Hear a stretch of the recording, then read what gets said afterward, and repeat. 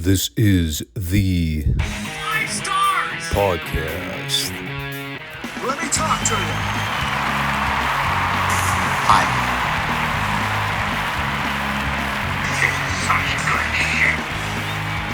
So, what do you guys want to talk about?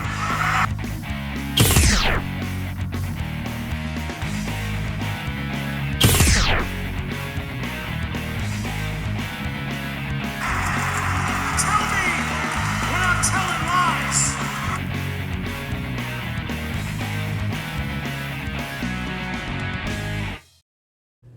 Thanks, guys. Back to you. Diving right back in. It's like we never left, right? Fresh new haircut, a clean trim beard. Life is good. It's also good to be back with the podcast. I've actually had this one in the can for well over a week because of how bad the weather conditions were last Sunday. I had a full day to watch Retro Raw and get all my notes together well in advance, so I didn't have to rush this weekend to watch all the classic footage, which wound up being a good thing, because I had a lot of stuff to say about this one. Is that good? Well, you could be the judge of that. I wouldn't say so, but it's better than just another boring, ordinary, mundane edition of the same old crap.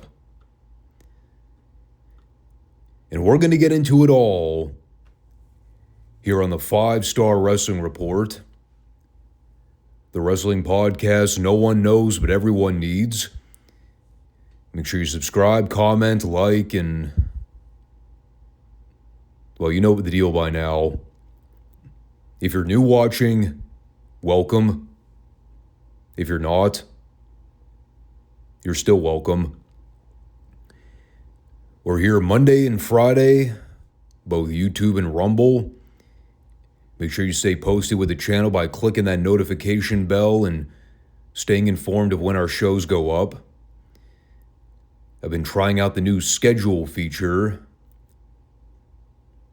I mean, it's not new to anybody that's been around for a while, but it's a new function for me, because I typically try and post everything public the day of.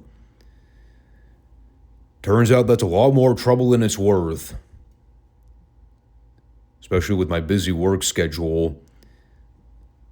So I've been setting up the scheduled time for when the shows go live, and it seems to be working better for me. So I'm going to stick with it for the time being. And like I said, there's a lot to talk about with this Retro Raw. It was a weird show. And I'm just going to start from the beginning. And before we talk about anything that aired on this week's Raw, I think we should first talk about what was originally supposed to air before things went sideways. So let's backtrack 7 days. They promoted the taped Raw coming up on February 13th, which is a Thursday.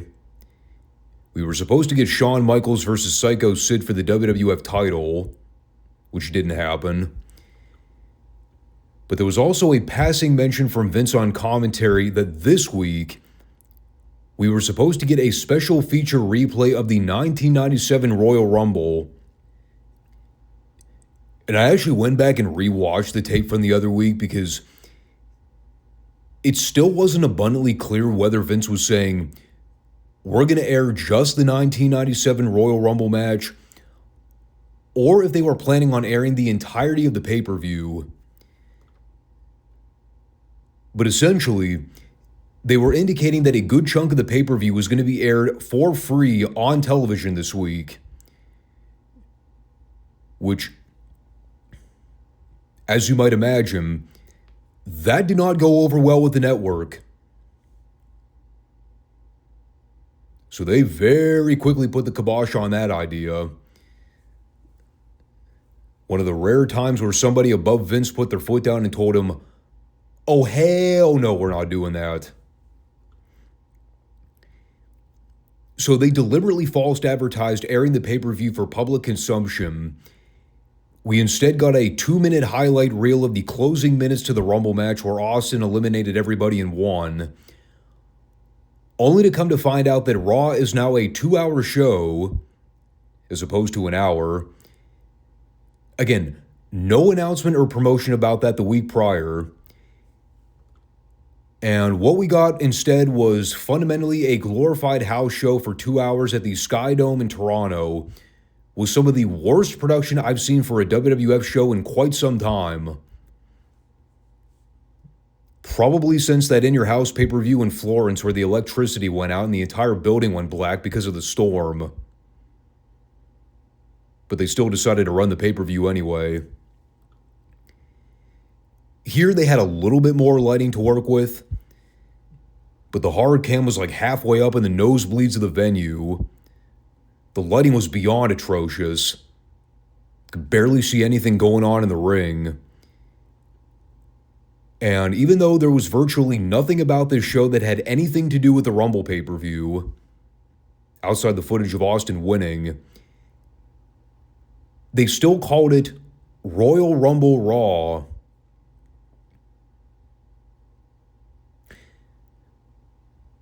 So, to recap, just more of that clusterfuckdom we've been talking about with the WWF from around this time. I do seriously wonder how Vince ever thought he was going to get away with that. It was one thing for him to blatantly announce it on air, expecting it was actually going to go through. But the fact that he really thought the network wasn't going to take issue with that. Like, come on.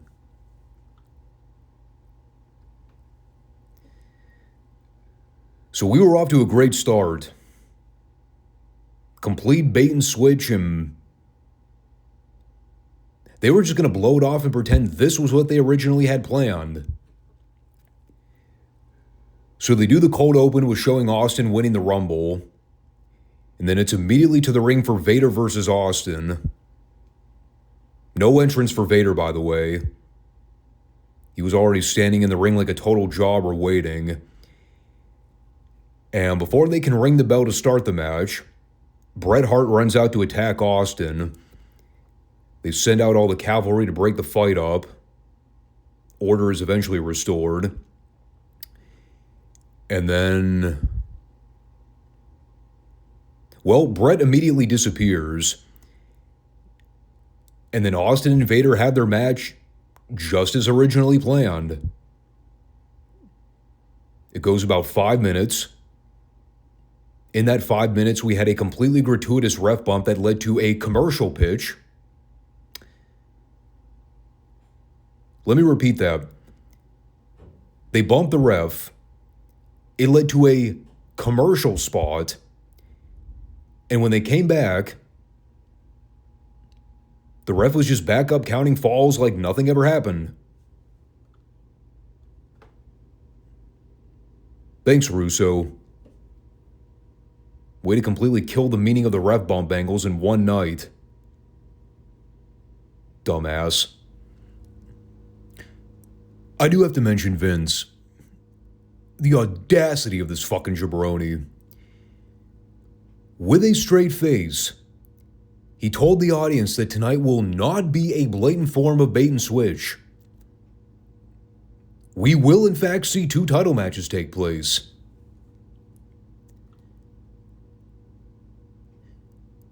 Again, I repeat, not a blatant bait and switch. Says the same motherfucker who told us 1 week ago we would be seeing the Royal Rumble match aired for free on TV this week.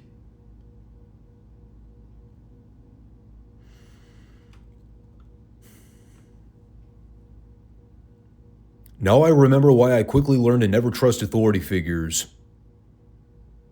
It all began here in my youth years. listening to the owner of the company lie to my face and not being ashamed about it.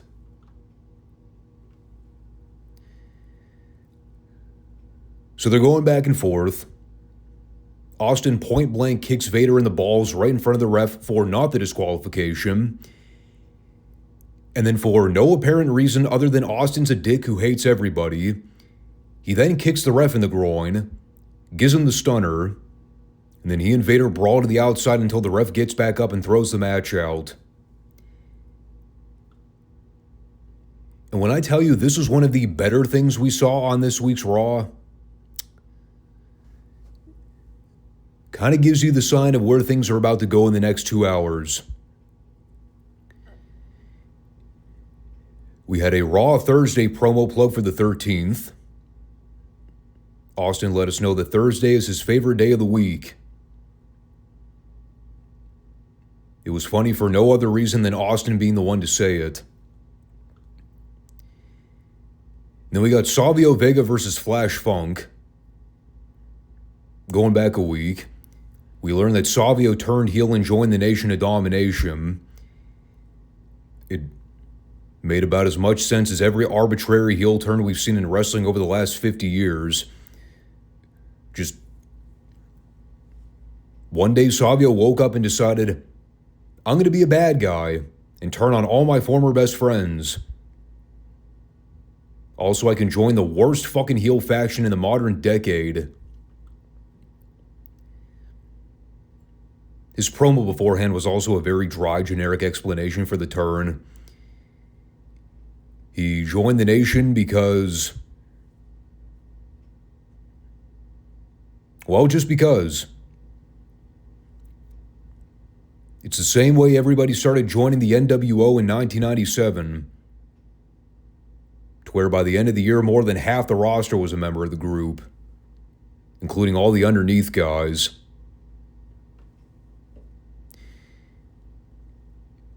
Here's everything I wrote down about what happened. Flash did all his usual crowd-pleasing high spots. Savio got some mostly boring heat for a while. Flash made a comeback, hit a big corkscrew splash, which looked really cool. Evidently not the finish. Then he took out somebody on the floor. I didn't even catch who it was because the lighting was so terrible. Then he went up and missed a moonsault, and Savio immediately pinned him. He was also noticeably grabbing at his right knee afterward. And when I watched the replay, it looked like he came down pretty hard on both knees. Maybe a quad injury? Who knows? It's so weird with Too Cold Scorpio. Like, he was around the WWF for a while in the late 90s. And for the life of me, I mean, outside the terrible Flash Funk gimmick, I legitimately have no idea what this guy did for the majority of his run. Aside from working underneath on the card. I think he may have been involved in the Brawl for All. That's the extent to what I recall about Scorpio's run in the WWF before he got released. Just another flash in the pan that came and went during this era. No pun intended. So that brought us to the ring for an interview with JR and Sid. The second best thing on the show, no question. In reality, it actually wasn't a great promo from Sid. It was one of his lesser memorable ones, just in terms of dialogue or botchiness. He basically talked about the complex relationship between him and Shawn. He described it as a friendship on the edge. But evil is exactly what the word indicates. Sid might have mastered the art of evil at Survivor Series. Shawn might have mastered it at the Royal Rumble. But when the smoke clears, Sid will still be the master and the ruler of the world. And, again, keep in mind, all of this being designed to promote a title rematch for next week, which, well, yeah. There was a thing that got in the way of that happening. Can't exactly remember offhand what it was. Something about Shawn losing his smile, vacating the title, faking a knee injury. You know, just trivial things that completely changed their WrestleMania plans. But nothing that severe. Anyway, that was all done in about 90 seconds of TV time, which then brought us to Owen and Davey versus Furnas and LaFon for the tag belts. There was an interview beforehand with Owen and Davey where, well, they were supposed to talk about their title defense here, but then Vince decided he was going to try and stir the pot more with this brewing tension between them. So they showed the clip of Owen eliminating Bulldog from the Rumble. They ended up getting into a heated argument over the whole thing again. Owen claiming it was accidental, but Davey not believing him. It was basically their way of setting the stage for what was about to happen in the match here. And what we had yet again was another tragic case of two tag teams that worked very well together in the ring, but had no chance in hell of ever getting the WWF crowd to give a shit. Now, more accurately, no chance of ever getting the WWF crowd to give a shit about Furnas and LaFon. Nothing against them. Good pro wrestlers. But unfortunately, they were not wrestling for Giant Baba at Korakuen Hall in front of all Japan crowds that could admire good, technically sound pro wrestling skills. They were wrestling for an audience stateside that had not been exposed to them prior to their debut in '96.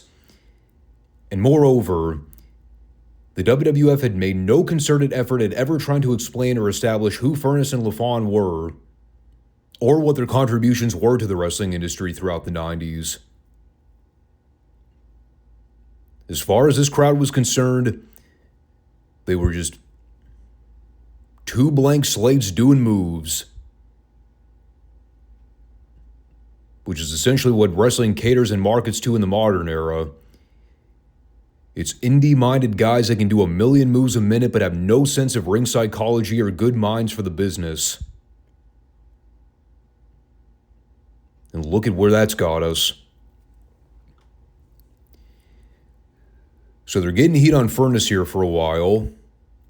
They eventually start getting into the miscue spots with Owen and Davey, which in hindsight weren't poorly executed, but they still looked a little trite. Maybe trite isn't the right word. They look suspect, overly cooperative. Before they went to break, you see Bulldog just randomly strike a bicep pose on the apron with his back turned, with Owen trying to reach out to tag him in. At the same time, he's clearly keeping his back turned intentionally so they can set up LaFon bumping him off the apron. That way when Davey turns around, he thinks it's Owen who knocked him off. But you can also see Davey deliberately turning over his shoulder for when the spot was supposed to happen. Then they come back with Davey and Owen arguing still. There's a false pin spot where LaFon's making his comeback and gives Owen a sloppy-looking tornado DDT. But as Hebner counts the pin, he sees Owen's foot under the bottom rope as he counts to 3. So he waves it off. Match keeps going. And they're doing some spots for another minute.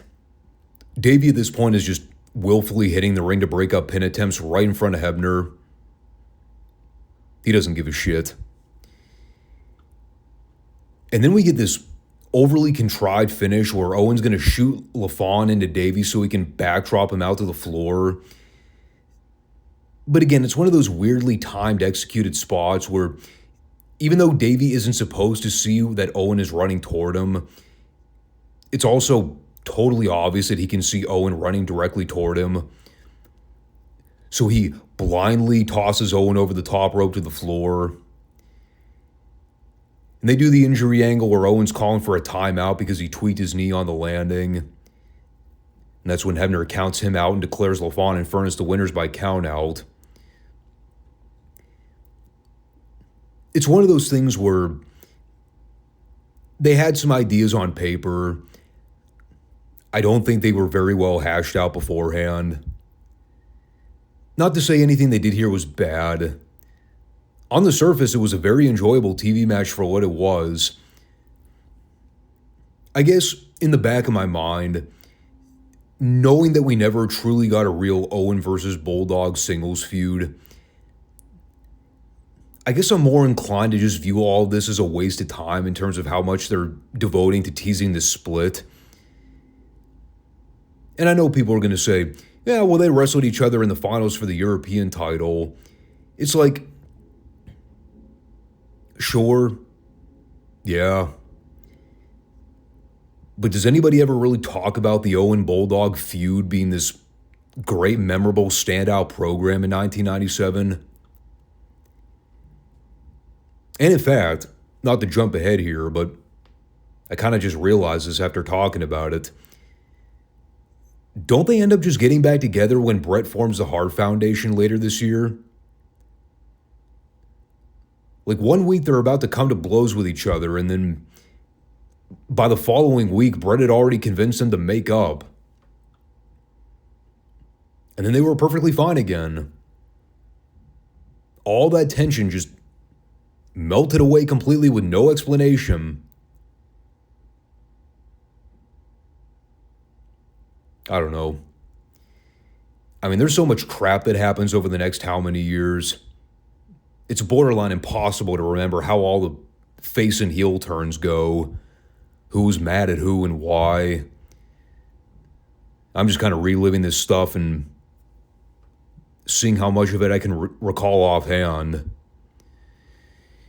Which, as you can see, it's not a lot. We had an Ahmed promo. He informed us that he stopped taking his Prozac, which led to him uttering the following sentence that I attempted to understand, but upon replay, this was the only thing I was able to make out. Quote, "I don't take my Prozac anymore, and when I get off Prozac, you ain't going to..."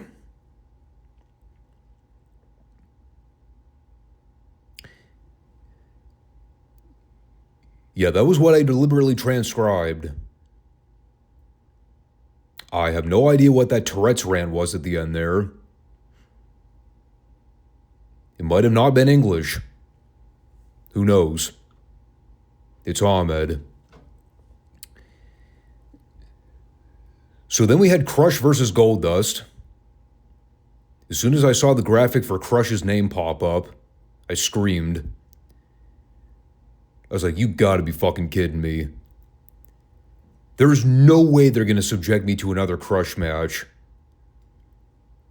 Not after last week's debacle. Sure as shit. They booked him to wrestle again this week. I'd also like to note the fact that somebody decided to dress up like Goldust for attendance at this show. When I tell you, the attention to detail was immaculate. I'm not ribbing. I legitimately thought at first, why is Goldust doing a goofy pose outside the main entrance to the Sky Dome? And then I realized, oh wait, that's a fan. Did a great job with the getup.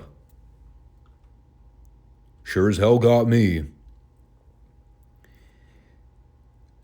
So if Crush versus Ahmed was the worst televised match in the year 1997, I think Crush versus Goldust might be the second worst televised match in the year 1997. It was merely boring for about the first 2/3 of it. We had all the usual glacial-paced heat and nerve holds from Crush. All throughout the match, by the way, You could hear one singular fan in the crowd doing a faint jailbird chant. It became increasingly funnier the longer it went, mainly because the chant never stopped. Nor did it ever change in length or tonality.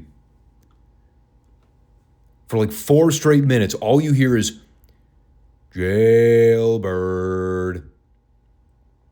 jailbird. And it just kept going and going and going. It was honestly like a fever dream. I thought I'd taken LSD and started having a tripping episode during this match.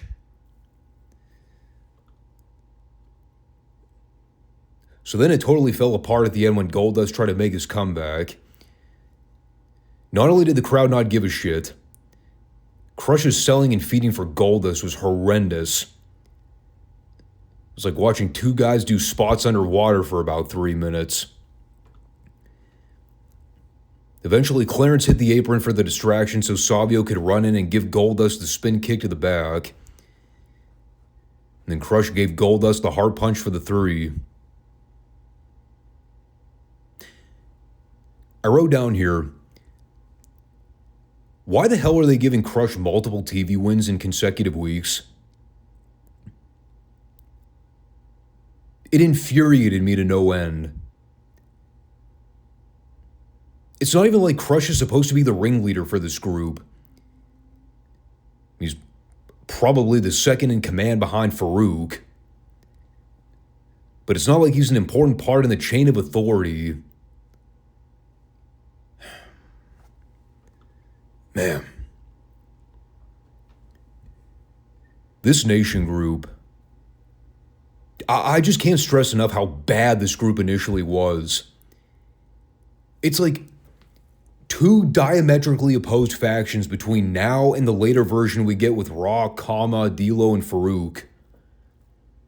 The Mark Henry, too. You can't forget about him. Seriously, you look at that crew of guys versus what they were doing here in early 97, it doesn't even compare. This group is fundamentally useless. They had no earthly idea what they were doing, where this group was going, what the end result was. It was terrible. Awful. Speaking of things that were fundamentally useless and terrible and awful, they aired a promo package for the new Blackjacks, which, for those that don't know or don't recall, that was the short-lived experiment of them trying to put Barry Windham and Bradshaw together in a tag team, thinking it was going to be the second coming of Mulligan and Lanza. To the shock of nobody, it did not get over, which is why it was very quickly dropped. So then we had the Shawn Michaels promo. And I don't want to insinuate or make blind claims without providing any proof. I'll just leave it at this. Shawn didn't look all there for this promo. I'm not saying it was substances. I'm not implying that he tried to pregame beforehand. It's just, it wouldn't be out of the realm of possibilities for this time. Put it that way. So Vince immediately draws attention to the fact that they're in Toronto, because Shawn was getting booed like crazy during his entrance. So he had to cover for it by mentioning they were in Bret Hart country. He talked about the Sid promo from earlier, which got them on the topic of, something similar to what they talked about last week when Shawn mentioned how the WWF title was bringing out the worst of everybody in the locker room.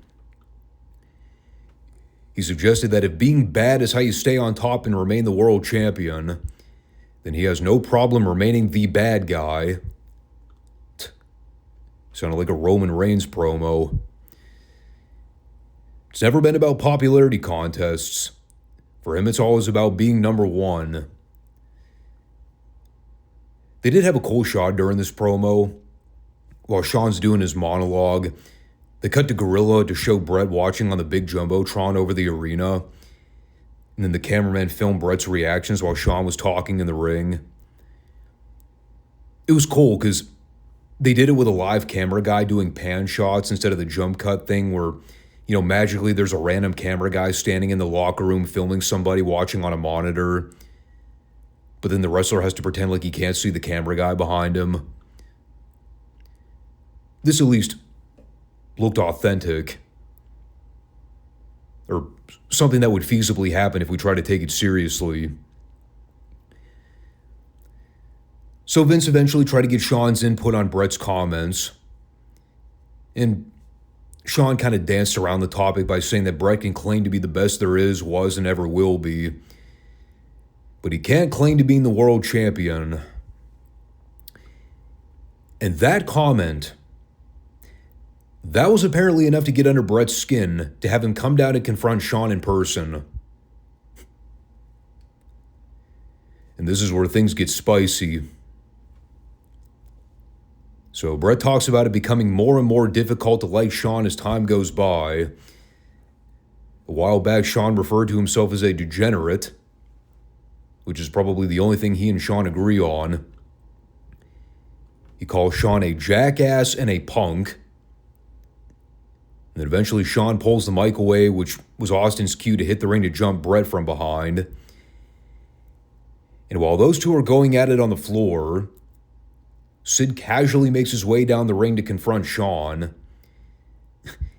What I found funny about the whole thing is, while Bret and Austin are having this street fight on the floor, Shawn and Sid are in the ring just calmly exchanging words. Like there's nothing out of the ordinary going on at ringside. Pay no attention to the two grown men trying to claw each other's eyeballs out. Got to keep the attention on Sid and Shawn as they stare at one another. Because that's the money match. So we go to break during that whole angle, as one would expect. Got to get our Western Union sponsor plug in. When they come back, Shawn and Bret are having a Mexican standoff. Shawn had laid the belt at Bret's feet. So when Shawn went to try to grab the title to leave, Bret put his foot down on it. That led to Bret picking the title up, teasing he was going to hand it back to Shawn. But instead he dropped it in front of him and then flipped in the bird before leaving. And it's one of those things where you go back and you obviously hear and eventually read about the real heat and the animosity between Bret and Shawn, but you never really fully grasp that hatred until you actually see them doing business together in front of the camera. And then you're like, oh no, they really did not like one another. You can just tell. The way Bret and Shawn are glaring at each other, the way Bret stuck that middle finger right in Shawn's face before he left. You cannot work that kind of hatred. That shit's real as fuck. It's beautiful on the one hand because they're at least willing to work together professionally and do business, despite their personal issues at the time. But the look in Bret's eyes told the whole story. If given the opportunity, he would have punched Shawn's lights out right there. Makes you wonder if this is what led to Shawn coming out next week and doing the whole "I lost my smile" speech. Like his way of saying, yeah, I don't want to do business with Bret right now, given how much he wants to kill me for a shoot. So I'll just drop the title now and go away and see if any of this blows over after Mania. On the one hand, I can't blame him. On the other, he's still a prick for refusing a job to Bret at Mania 13.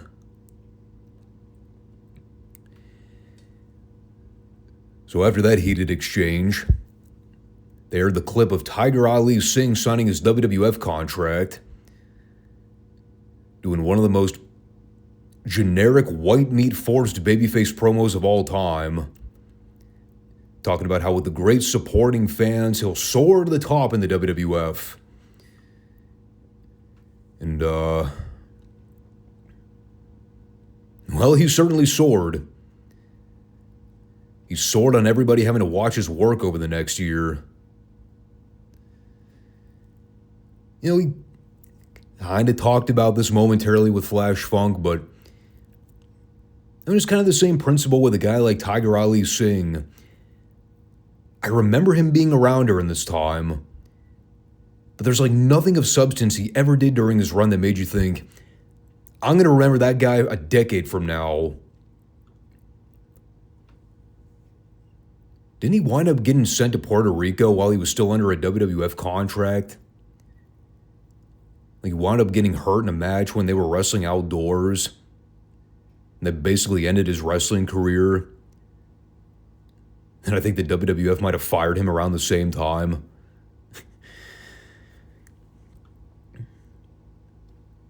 Gotta love that charitable WWE business model. Isn't that like the exact same story that came out recently about what's-his-face? Was it Ridge Holland? The guy that was out injured and then WWE fired him while he was still hurt? I think there's actually more to the story, but I'm not going to try and read into the detail now. It's Ridge Holland. Nobody gives a fuck anyway. So then we came to our Intercontinental Title match. Marc Mero versus Hunter Hearst Helmsley. And, well, you might recall with the Royal Rumble, they brought back Curtis Hughes to be Hunter's temporary butler/bodyguard. You might also recall it was a very short-lived experiment which they quickly dropped. Well, here's how they wrote Hughes out in storyline. He interfered in a match between Hunter and Ahmed on Superstars. So the WWF instituted a rule that Hunter was no longer allowed to bring Hughes out to manage him at ringside. So now he's just gone. Now, we clearly know where this is all going, but I just thought it was funny how they decided we need an excuse to explain why Hughes is no longer around. I've got it. We'll make up some phony baloney deal where Hughes no longer has a manager's license because he interfered in a match on behalf of his man. Because clearly that is something that's never occurred in the previous 20-year history of professional wrestling on television. Managers interfering in matches. You know, the thing Clarence Mason did just an hour beforehand on the same show. Ridiculous.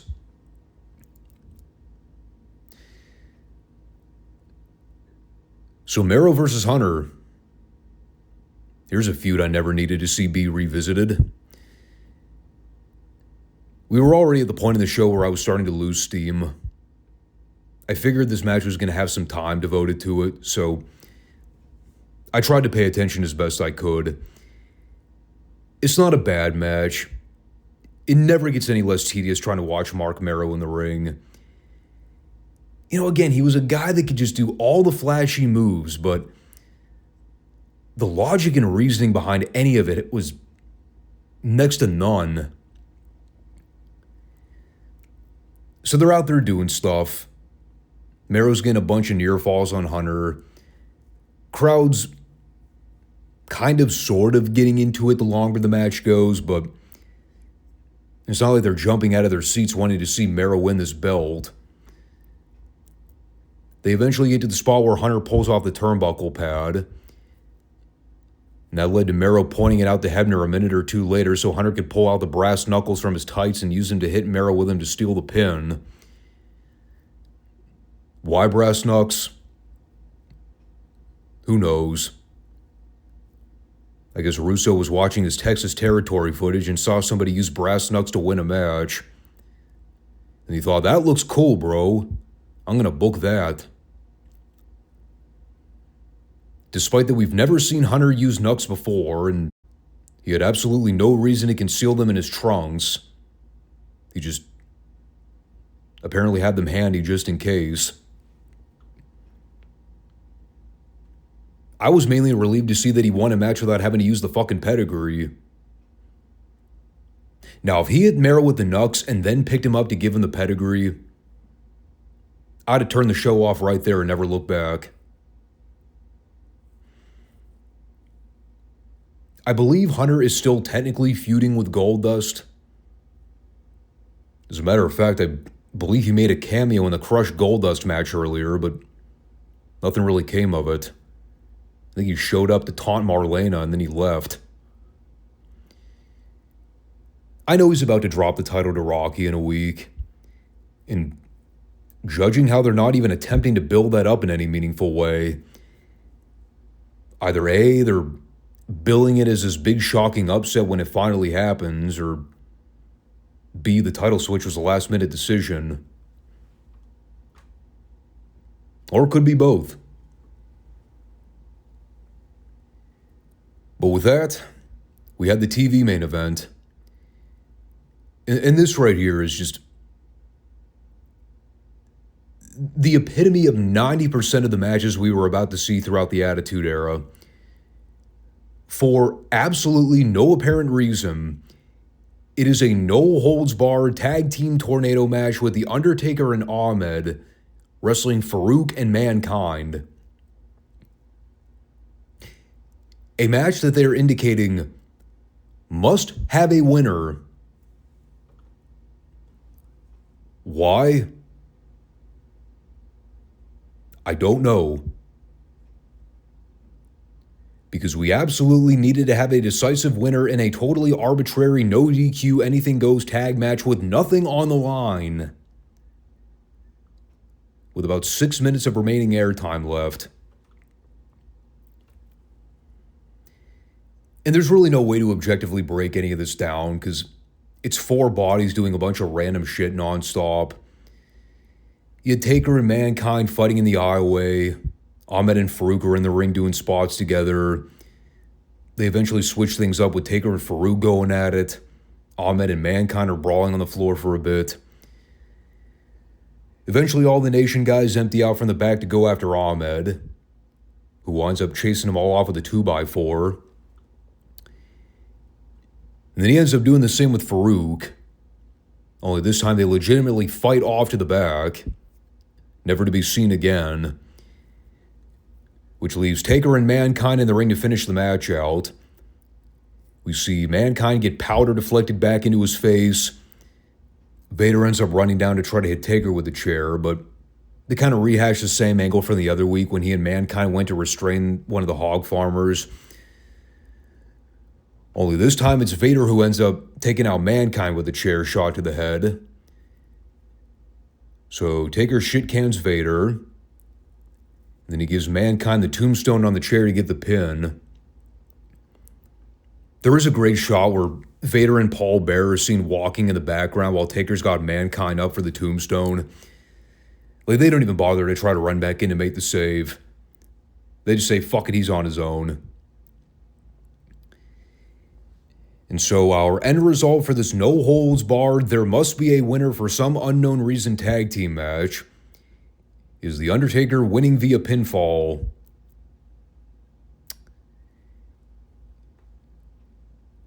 It was a street fight of some description. I guess it built to the four-way it in your house in some capacity. I mean, you had Vader and Taker briefly going at it. That's the best I can say about the match. They tried. Oddly enough, it was probably the one match with the most amount of heat out of anything we saw in the previous 2 hours. What can I say? The fans during this time loved seeing giant mass brawls. It was the hot trend during this time in the wrestling industry. Brawl angles and street fights. People loved that shit back in the day. Especially when gimmicks were involved. And you know, they were truly revolutionary for the time. You didn't see this stuff all that frequently until you saw it over and over and over and over again for the next 20 plus years. Then it became old and worn out. But them's the breaks. When you hot shot a bunch of angles, this is what you get. Welcome to the Attitude Era, people. It was the best of times, it was the worst of times. But I think that'll do it. Again, a lot of material to take away from that show, and it was a strange episode of Raw. But remember, it was what they originally had advertised. Sure, we'll go with that theory. But I'm going to round it out there. This one's been going on for quite a while.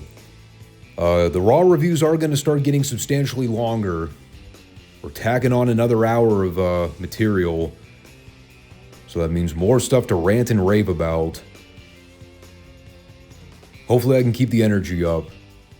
We'll see. But folks, we'll catch you all on Friday again for Retro WCW in Mid-South.